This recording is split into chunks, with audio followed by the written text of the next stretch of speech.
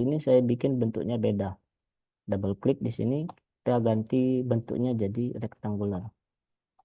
Nah, kaki ini beda sendiri, petak, artinya ini adalah kaki satu.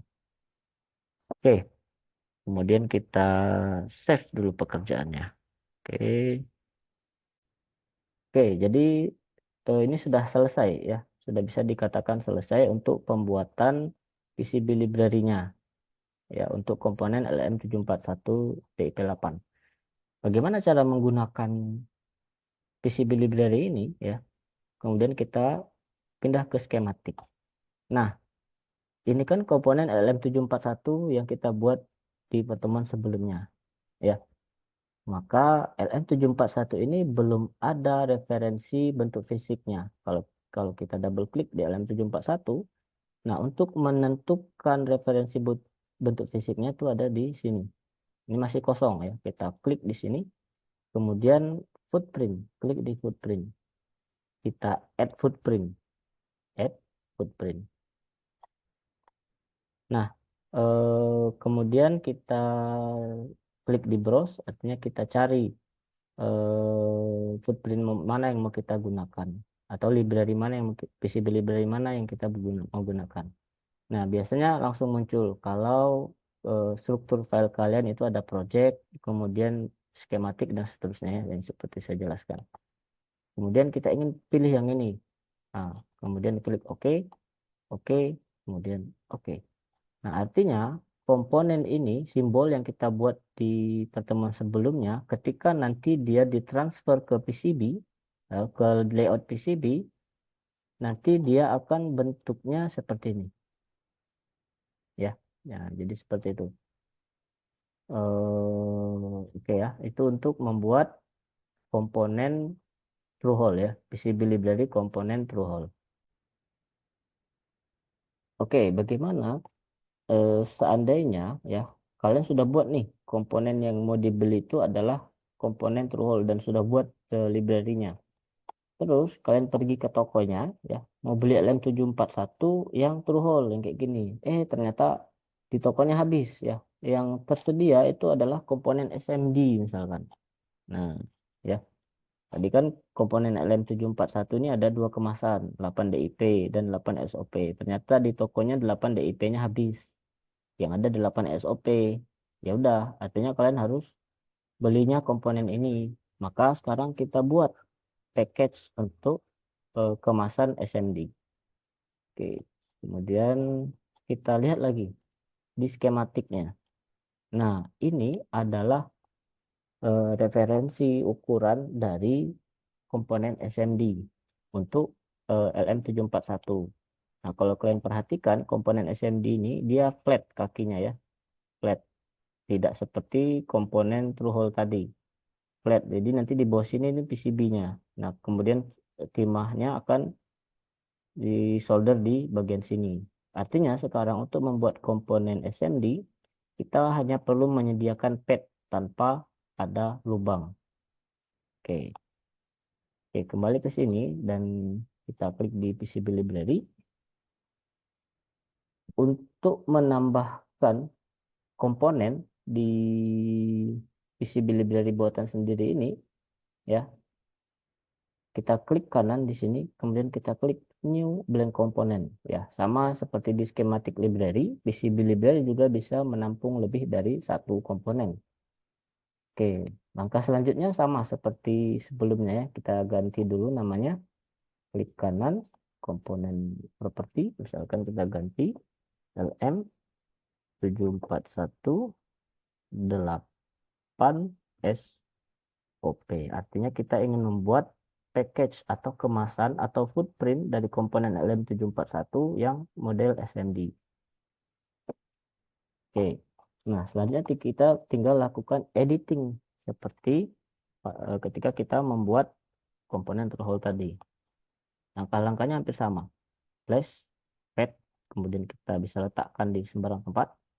Klik kanan, kemudian double klik di sini kita lihat propertinya. Oke, untuk lokasi misalkan sama ya. Ini untuk memudahkan saja. X-nya 0 ya, koordinatnya Y-nya juga 0. Kemudian hole size-nya ya. Karena dia adalah komponen SMD, tidak membutuhkan lubang, ini kita biarkan, nggak usah diganti.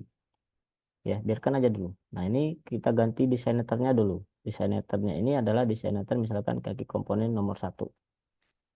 Nah, komponen SMD ya, itu dia tidak terletak di layer multilayer ya. Kalau komponen through hole tadi nama layernya itu adalah multilayer. Kalau kita ingin membuat komponen SMD, layernya kita ganti jadi klik di sini, kemudian ganti jadi top layer.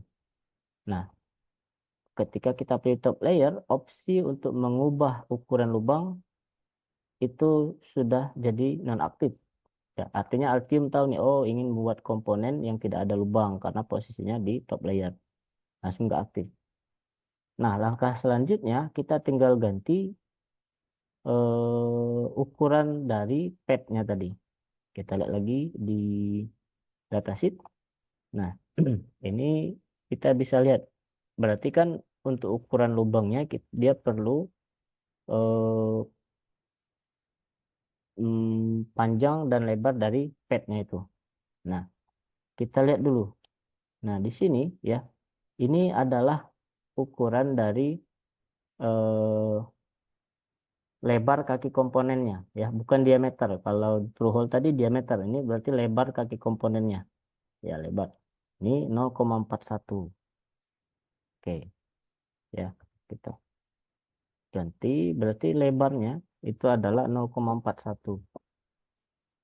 Nah, ini juga sama dengan komponen through hole tadi ya. Jadi perlu diperhatikan ketika kalian membuatnya itu sesuai dengan datasheet itu nanti akan terlalu pas gitu ya.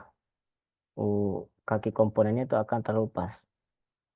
Usahakan agak ditambah sedikit. Ya, agak ditambah sedikit. Misalkan dari 0,4 jadi 0,5 misalkan. Ya. Tapi penambahannya juga harus proporsional sama seperti komponen terhol tadi. Jangan terlalu banyak, jangan terlalu sedikit juga. Ya, perkirakan aja menurut kalian bagaimana bagusnya. Dan juga jangan sampai ketika kalian menambahkan kaki komponen satu dengan kaki komponennya itu malah short. Ya, through hole juga seperti itu. Jangan sampai ketika kalian menambahkan diameter dari padnya itu, ya jarak dari kaki komponennya terlalu dekat. Ya, ada kemungkinan nanti dia short antar kaki komponennya. Oke, kita sudah tentukan misalkan X size-nya itu 0,5, lebarnya 0,5. Oke, kita lihat lagi. Sekarang kita butuh panjangnya. Nah,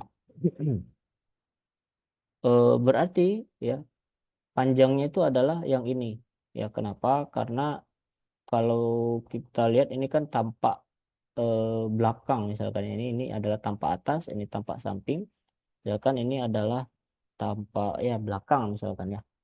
Nah, yang kita perlukan itu adalah ukuran ini yang menempel ke PCB itu ini nanti ini ya. Yang menempel ke PCB itu untuk yang lebarnya yang ini tadi. Ya, yang panjangnya itu yang ini. Ya, kita lihat nih. Nah, berarti dia 0,5 ya. Oke. Kita kembali ke sini. Ini juga jangan kita buat dia 0,5 sama ya. Karena nanti ketika proses penyolderan ya, menyoldernya itu kan ke komponen ini dari samping ya. Artinya ini kita bisa tambahkan dimensi untuk panjangnya. Nah, ini bisa harusnya bisa lebih panjang. Misalkan kita tambah jadi 1 mili pun tak apa-apa. 1 mili. Kenapa? Nah, kemudian shape-nya kita ganti jadi rektangular. Jadi dia petak. Nah, sekarang kalian bayangkan nanti komponen LM741 yang SMD itu kaki komponennya akan nempel di sini. Ya. Artinya ketika kaki komponennya itu akan nempel di sini, soldernya itu ketika penyolderan komponen, soldernya bisa dari sini, ya. Kemudian timahnya itu nanti akan di sini. Jadi yang perlu kalian perhitungkan nanti bagaimana proses soldering manualnya, bagaimana proses soldering manualnya supaya gampang. Kalau kalian buatnya pas sesuai datasheet, nyoldernya susah nanti, padnya itu malah nggak kelihatan, ya, tertutup kaki komponen semuanya. karena dia terlalu pas.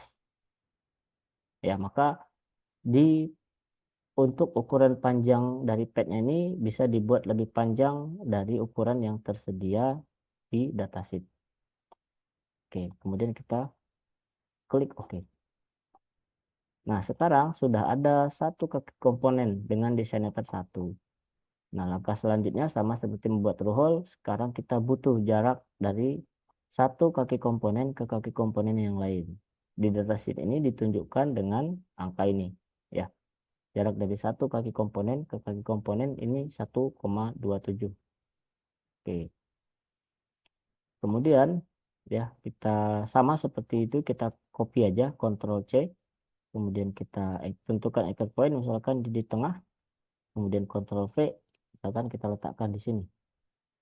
Nah, sekarang kita tinggal ganti koordinatnya.